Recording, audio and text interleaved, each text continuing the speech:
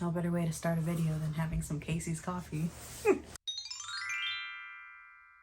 So I brought my husband back to the channel today because I really wanted to talk about some things. I really like looking back on videos where him and I are just kind of like discussing life or Disney. Like, we could go on, and usually it goes on for at least an hour. There is going to be another video where we're going to talk about something else. It'll be a surprise, but today I just really wanted to talk about marriage. I feel like a lot of values in marriage get lost nowadays, and you see so many people getting divorced, and we have a lot of friends that are getting divorced or they're going through stuff. And don't get me wrong, we have gone through our fair share of stuff, but there's a couple of points. So if you see me looking down, I'm looking down at my iPad because there's some things that I want to touch on. So without further ado, and if I'm looking anywhere, I just don't know where to look.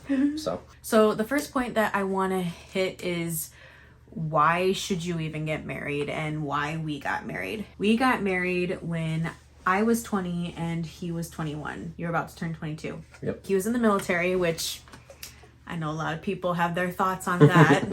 A lot of people think that him and I got married because we also happened to be pregnant with Roman. We got engaged in December of 2017, and then literally a month later, I found out I was pregnant. So it just happened to line up that way. He proposed simply because he wanted to propose. He didn't propose because I was pregnant. And then we got married in March of 2018. And it's funny how things happened. It was very coincidental, but we got married because we wanted to. Being pregnant with Roman just kind of solidified, okay, we want this baby to be insured, and we want the hospital bills and me to be taken care of, because he was also going on deployment. So it just kind of expedited the marriage. Why do you think people should get married? Because a lot of people say, oh, it's just a piece of paper, but let's get into that. Why you should get married? I mean, I think I'm traditional in the sense. So like, you know, you want to be one, and we just so happen to have Roman in the oven, but we didn't know until a month later. But it was just nice for me, I don't know, personally, knowing that we were gonna start our family like really quick. Getting married is something that you should do, obviously, if you're ready for it, not just because. We've had this conversation before. I think I'm just gonna jog your memory a little bit. Reasons why people get married is it may be a spiritual thing. For me at the time, I had not found any spiritual journey within myself. I wanted to get married to him simply because I loved him. We are kind of closer to God, if you will. I'm still trying to figure out what that means for myself, but I know he's always had his faith. But for a lot of people, it's spiritual. It's like a spiritual bond where you kind of are like just professing your love for this person before God. Other reasons that people get married, let's just say it's not religious, is God forbid he died. So if he died and we were just boyfriend and girlfriend, even engaged, I am not his next of kin. His family would have the rights to do with what they please with all of his possessions. And I think that's huge. And I've read about a lot of this on Reddit. If you want to be bound in that way to where like everything that you have or want to pass to your children or your girlfriend, wife, whatever, that's another reason to get married. Not everybody has great relationships with their family. Not everybody has great intentions. And obviously just get married because you love each other. Get married when you're ready to commit, because that's the thing. It's a commitment. Ooh, you just reminded me of something. Go ahead. It's a commitment. You need to work at it. Like, marriage is not just something that's easy to do. It's not. Like, I feel like people think marriage will solve their problems with a lot, and it's not. It's not like a boyfriend girlfriend. That's the problem we've seen with people in our own personal lives, is they got married, either someone got pregnant, oh, I gotta marry her, get married, and then they just fall apart just a couple years later. And it's like, it's not that simple, you know, to just up and leave, because now, like, especially if you have a kid, you know, and now you're not together, you're going through a rough divorce, now you gotta worry about lawyer fees. You got to worry about, if you're religious, like what is it? Annulment? Annulling a marriage, yeah. Okay, annulling a marriage. You're financially bound to them. Financially bound. If you didn't get a prenup. Custody, yeah, like custody battles, like, yeah. You know, and it could just turn who used to be best friends, who used to be in love, like complete enemies. And we've seen that. It's sad. And it's very sad. So, I mean, don't do it if you're not ready to commit and to work on it. And it's a lot of work, but you shouldn't give up on it because you're going to face trials and tribulations. You have to work on it. You got to have your faith if you even have it. So I guess kind of because you touched on seeing best friends become enemies, do you think you should marry your best friend? Would you recommend it to people? Because a lot of people would argue don't marry your best friend because it ruins the friendship, or don't get in a relationship with your best friend, whatever. So we were really good friends, and I've had a lot of good friends.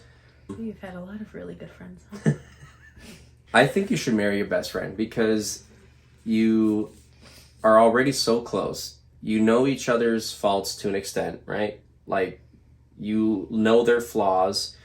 You know how they are as a person. You know how they are in a group setting, alone, whatever. You know, you guys know each other. You know each other better than you do meeting somebody at a bar. Having a relationship based on a friendship, like a best friendship, I think is the best type of relationship in my personal opinion. We're a good example of it, and I wouldn't have it any other way. Never a dull moment. The only thing you had to get used to with your best friend, for us, was just, I guess, living with each other. I'd say that that was the biggest challenge, because like, although I knew you and we did everything after work, during work, whatever, I didn't know you living. Yeah, you know? It's different. So I feel like there's a certain level of trust with your best friend too. It just goes deeper than if you weren't friends with someone before, which is also what makes it so much more painful if you, God forbid, do separate. I would recommend it. I think it's the best kind of marriage, in my opinion. I mean, I've seen family members of mine that have gotten with people that they weren't friends with, and they didn't last long. mm-hmm. Not saying that it can't happen. A lot of people who got married after like years of dating are usually the troubled ones. Gonna offend some people right now. Probably. Oh well. Sorry. Not sorry. Which I feel can also go into another topic of what we feel makes our marriage work. What makes our marriage work. And this took a lot of practice, and it took a lot of work, tears and anger and just so many emotions. Is just, everybody says to communicate, but I feel like communication, it's not just, they're just like, oh, tell your feelings, speak what's on your mind. Like, no, it's also listening, because a lot of people don't understand that they don't know how to listen. Take it in and accept what you're listening to, instead of just no, you're full of shit. No. I feel like that is what makes our marriage work. And there are still some few times where we both falter and like we're not listening, but I feel like we are open and honest with each other about everything. Now, we are human, so sometimes we do communicate that the wrong way, whether it be blowing up after a stressful day, or the kids are being crazy and it's just like, I need help, or something like that, or like, I need time away. Like, you get so overwhelmed that sometimes like it's not a calm discussion. Right. But I'm really thankful for that, and I feel like that is what makes our marriage work, aside from being best friends, which we already touched on. I guess the next thing is like overcoming your first year. Our first year was the most difficult. It was hard. Difficult. And I mean that in every sense. Like, it's it was like getting used to living with you, learning each other's, I guess, living habits. You did certain things a certain way that I just wasn't used to. I did things a certain way that you probably weren't used to. I feel like a lot of people go into these, like the first years, like with expectations of like how a marriage should go, and people don't discuss those things. You should always discuss your expectations, like what I expect out of you as my partner, as my wife, as a mother. Like, these are the things I expect, and there's nothing wrong with that, because you have expectations of me as a man. I think the first year was also our hardest, because not only was it our first time living with each other, it was our first time having a child together. So like, the stresses of living together is already there, but then also new married couple with a Yes. Newborn baby, like new baby. trying to raise a human for the first time. And like we've never done this before. We're young parents. We're a young married couple. So like not only is it like, okay, who's cleaning the toilet, who's washing the dishes, Right. who's changing the baby's butt, who's getting up with him in the middle of the night, stuff like that. And I just remember, and I will never forget this, I will bring it up every single time this conversation comes up, is it would drive me absolutely insane that you would not put the cap down on the Dawn dish soap. I don't know why. That is one thing that just stuck with me. I was like, just close it. What? I've told you this so many times. The dish soap? Yes, because we had a big bottle of Dawn dish soap when we lived in California that would always sit in the corner of the sink. And every time I used it, I would put it back, put the cap back on. Every time you used it, it would always be wide open. We're going to use it. I'm going to use it again, so I don't want to have to... No, it was a little thing. But it's really annoying. It's kind of like when you have someone staying with you, you know? Oh. Like when you have people staying with you and Yeah. you're so used to how things are, and then you like kind of internally nitpick like, oh my god, they left their hair on my shower wall, or why did they not pick up their clothes? Stupid shit. The hair on the shower wall drives me nuts. With me? Yeah. Listen, it could go down the drain or it can go on the wall. I'll try to get it later, but as of right now, it's going on the wall. I know it's disgusting, but I hate loose hair. Oh. That's a topic for another day. After talking about overcoming the first year, that kind of makes me want to go into our next topic, which is marriage roles. Like, what do we think about that ideal? Is there a certain role that each person now plays? And I think that's kind of circumstantial. It depends on how you are as a person, right? And I think goes back to the having expectations discussed prior. We didn't discuss expectations, and looking back at it, we kind of just like, we're going with the flow. Mm-hmm.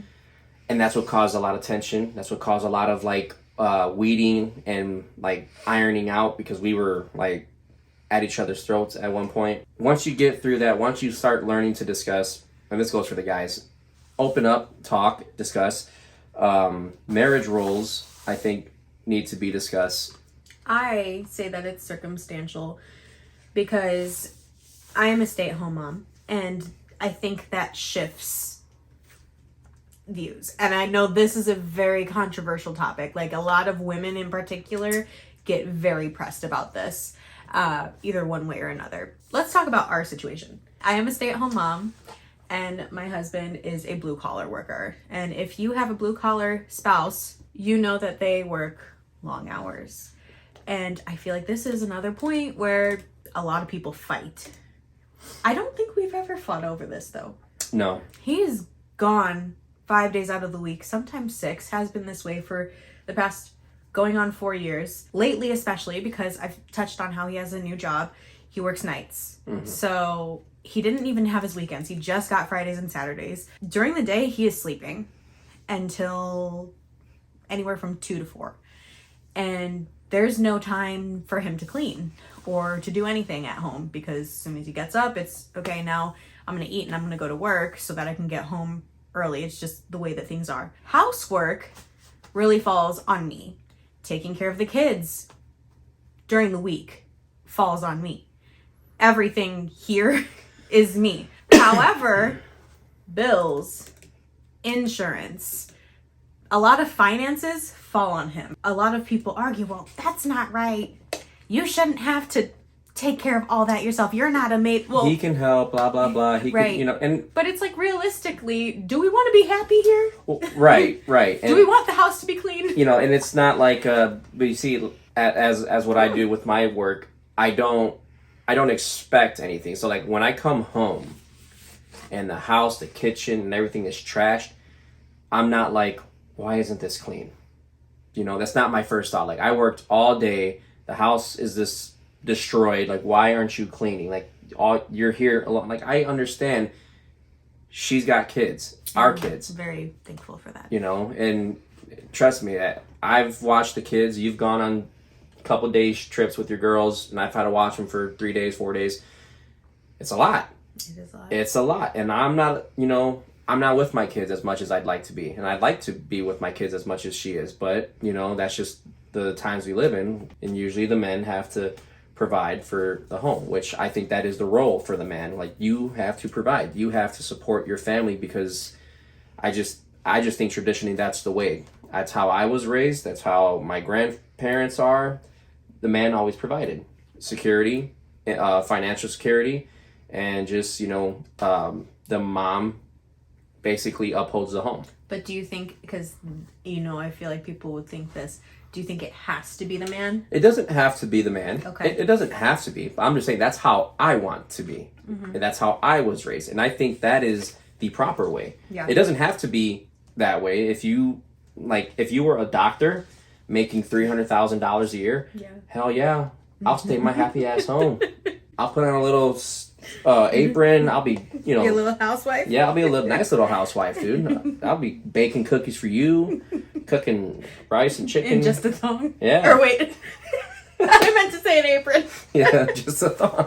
Cover the trips. You like spoil me. You bring home a 9mm. Mm-hmm. Oh. Okay. So we've touched on marriage roles, in our opinion, for a stay-at-home mom and a full-time working husband. But I want to touch on, what if both parents are working full-time jobs? Like, how should the roles be then? In my opinion, it doesn't matter who's working longer hours. It doesn't matter who has the higher paying job. If you both are working, I would say it is equally both of your jobs. Yes. To take care of at least the house. I think it should be 50-50 if you both work. It doesn't matter whose job is more strenuous. You guys are both working. You guys are both trying to provide. If he was working 12 hours and I'm only working 8 or 10 hours, it is split equal. You guys are both things working. have to get done. Yes. Chores have to get done. Whoever's first home, all right, I'm going to knock out the dishes. Can you fold the laundry? Right. I'm going to give the boys a bath. Can you get them dressed? Easy. Like, just everything's got to be split, Something that I love talking about, I don't know why I love talking about this, is even though I am half black, half white, I come from a white background.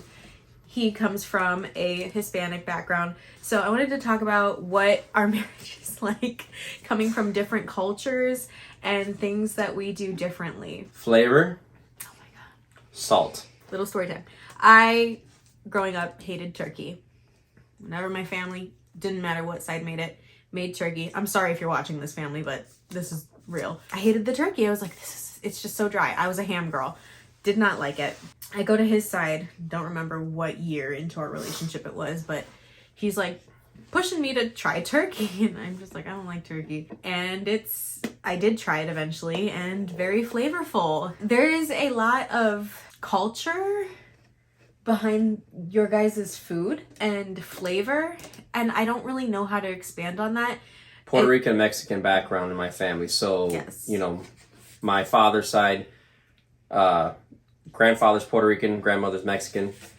So 2 cultures mixed, and my mom is full-blood Puerto Rican. A lot of experience in the kitchen, just putting things together, making things good. So usually all the holidays, got a good feast going on. We got the Puerto Rican rice, if we got turkey, it's well seasoned, it's well cooked. Made from scratch. Yeah, everything's made from scratch. Like, there's just so much going on culturally. Lots of home cooking I've noticed with your side yes. too. I used to stay over with his stepmom and his dad when we first started dating while he was in the military, so he wouldn't even be there, and I'd come over. And every morning, it's simple, but every morning that I stayed over, your dad would make eggs and pancakes. In my house, not that we never had eggs, I've said this to him before too, and this is on my mom and dad's side, but like cereal, Pop-Tarts were breakfast, toaster strudels, and again, we had pancakes and eggs, but it was just like, it wasn't every morning. So, and I've told him that like we would have Pop-Tarts for breakfast, and he's like, that's not breakfast. And I'm like, oh, dishes. He doesn't do it, thankfully. But something I noticed that both sides of his family does is like if you have a split sink, they will wash the dishes on one side and dirty side, clean side. And then put the clean dishes on the other side of the sink. That drives me insane because this is another thing too. I'm sorry, Mom.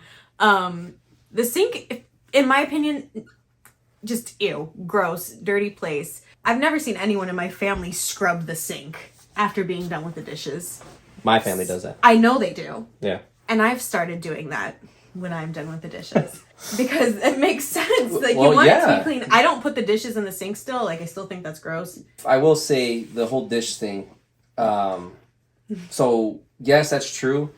But I feel like what drives me nuts too with it is if you got the split shallow sink, don't just throw them in the sink. Like, I would rather you have like the sink tray holder. Yeah. So that it's off the sink, because that's the thing at the bottom of the sink. Yeah, like too. I'm like even though the sink is, I know the sink is clean. They scrub it, but like it's still like a gross thing to me. Like I don't like that. I'm reaching around and my fork is the bottom of the sink. Like because I know it's clean, but did someone just happen to spit in here or accidentally throw some? I don't know. I'm like that too. Like have a place. Like keep a dish carrier in your sink. So yeah, that's pretty much the differences in the culture, I guess. My next point is, how have we changed each other? You've helped me, I guess, open up, because when we first started, like I was open already as a good friend and all that stuff, best friend, dating. But like after the Marine Corps, during the Marine Corps, my time in, like I was shut. You know what I mean? Just emotionally. And it's a lot to deal with the mentality of how things are done in the Marine Corps. Like we have the mentality like, don't be a bitch. Getting over yourself, getting over your feelings, like things like emotional that just, there's bigger problems, you know? That's what the Marine Corps kind of like there's something always bigger than you. It's not that serious. Get over it, whatever. And it was hard for me to kind of split the Marine Corps mentality with just a relationship emotionally. You've helped me open up emotionally in a way that is, I guess, healthy. It took a lot of time. It took years, by the way. So if you're going through this right now, just know it didn't happen overnight. Right. It's years in the making, and it's years of understanding. You know, I grew up in a different household than she did. So again, that's one way of how I dealt with things with my family versus the Marines, and then with you. I became a better person. I became a better husband, a better partner, a better friend. And now I can talk to her about anything. You have made me a better man and a better husband and a better father, a definite better father. I would say that Antonio changed me. He made me have a spine and helps me build my spine, because even though I can be quiet now, depending on who I'm around, I was so shy, like terribly shy, would not stand up for myself, would not speak up for myself, would not address problems, very non-confrontational, anything to keep the peace. And even if it compromised my own peace, my confidence went up a lot. And I don't know, maybe it's because you're very outspoken and you can be loud. I don't know what it is, but also maybe it's just part of growing up too, and just kind of finding yourself, because I was very lost when we first got together. I think that he always pushes me to do what I want to do, like my aspirations, my YouTube channel, singing, like always has pushed me to be a better person, always has tried to help me solutions and other options that are out there that will help me do better for myself, because I've never had that. I just feel like he's just always pushed me to be better, and to be better within myself and my relationships, and to not like lose myself in any BS that happens, whether it be friends, family, just always has had my back. I think he also holds me accountable, and I think this goes for both of us. We hold each other accountable of when we're being an a-hole or we are just like doing a little too much in the moment. He's always kind of put me in my place. I think it's nice to be humbled in your relationship and to be able to accept that. It's hard because it's a pride thing. When someone can tell you truthfully and honestly and not out of an opinion that you need to chill out, I think that's important, because a lot of people are scared of hurting each other's feelings. But people also need to be able to take that criticism. It could offend you, but just learn to take it with a grain of salt and just, improve. Mm-hmm. Just change something, like it's nothing. Not everything is always an attack. My last topic that I just want to cover is, do you feel like you love your partner more today than you did when you first got married? This is something where I could not comprehend when people would say that. What do you mean you love them more than the day you got married? That is the day that you got married. But I understand that because like I think about you a lot and like how much I love him and like how much he like does for us. It really is true for me that yes, I do love him more today than I did when we got married, because we were so young too. We're going on 7 years of being married.